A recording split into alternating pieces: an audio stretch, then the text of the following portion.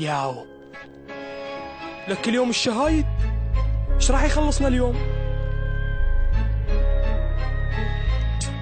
اليوم اخطر يوم بحياتي ما اعرف شو اسوي. ان دقت الباب الصبح اصدقائي جوي لك لا عرف الشكو اني اليوم الشهايد راح نجلد جلد الزاني. رجعت نمت قلت بلكت هذا يطلع حلم، كان تجيني ذفره من ورا جنها فيلم.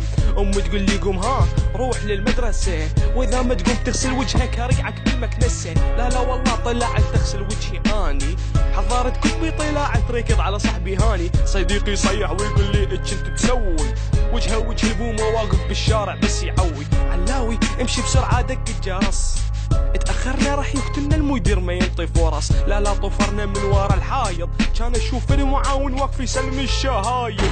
طلعت اني راسب مضروبة الفندرة وشكلي مو مناسب، راح انجلد اليوم. الشهادة مصخمة محترقة وداني طالب. طلعت اني راسب مضروبة الفندرة وشكلي مو مناسب، راح انجلد اليوم.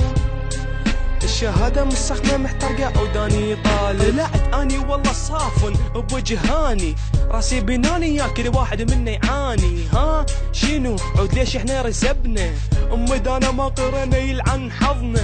قال لي هاني ابويا راح يشنقني بالبنكة. هربت من المدرسة كان الرقع اني بدنقة، من خوفي قيمة ما اسيطر بس اللطخ، من التفكير بالكتلة ترى ما ظل مخ.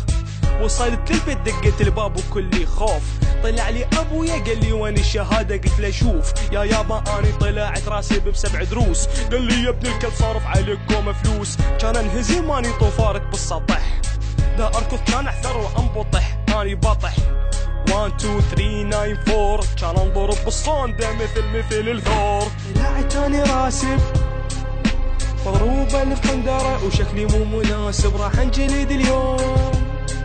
الشهادة مصخمة محترقة وداني طالب. طلعت اني راسب مضروبة الفندرة وشكلي مو مناسب، راح انجلد اليوم.